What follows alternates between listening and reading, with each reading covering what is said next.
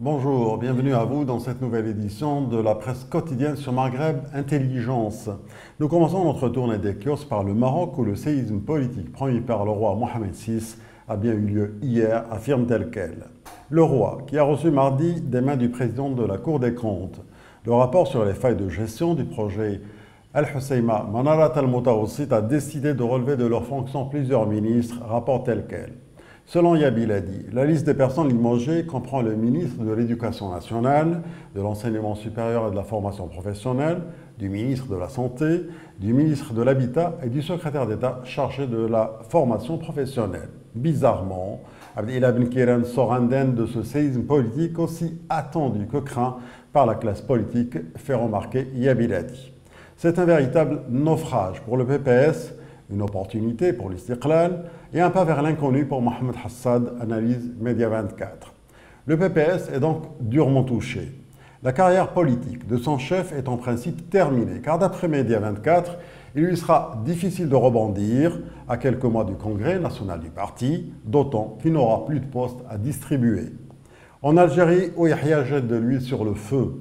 Revenant sur les propos tenus par son ministre des Affaires étrangères à l'encontre du Maroc, le Premier ministre algérien, Ahmed Ouyahia, a apporté un franc soutien à son ministre, racontant tout sur l'Algérie.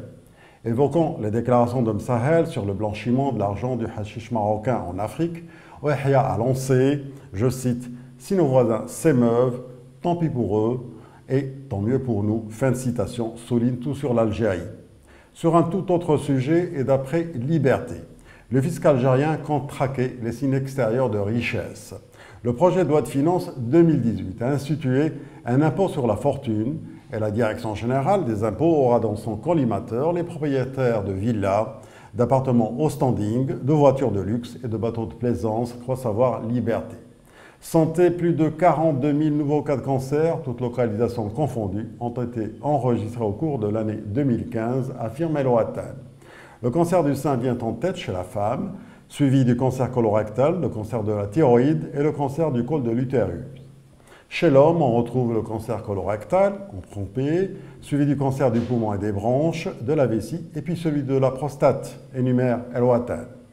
En Tunisie, selon Business News, le vice-président d'Ennahda, Abdel Fattah Mourou, se demande si un pays dirigé par un président de 93 ans est-il vraiment stable et qui est allié à Rachid Ghannouchi qui a 76 ans. Que va-t-il se passer si l'un des deux venait à disparaître? C'est interrogé Mourou avant d'alerter qu'il n'y a pas d'accord entre leurs partis respectifs, poursuit Business News. Capitaliste estime pour sa part que Mourou est inquiet pour la Tunisie. Le vice-président de l'Assemblée nationale semble nourrir des inquiétudes sérieuses quant à la stabilité politique dans un pays tenu par une improbable alliance conduite par deux personnes âgées et dont la situation économique et sociale est des plus critiques, estime Capitaliste. Toujours en Tunisie, selon l'économiste maghrébin, les résultats du baromètre de la conjoncture économique font ressentir que les chefs d'entreprise continuent d'avoir confiance dans le climat des affaires en Tunisie et le considèrent comme compétitif.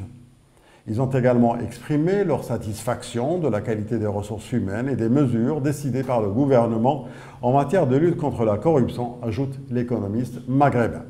Merci pour votre attention et à demain pour un nouveau kiosque maghrébin.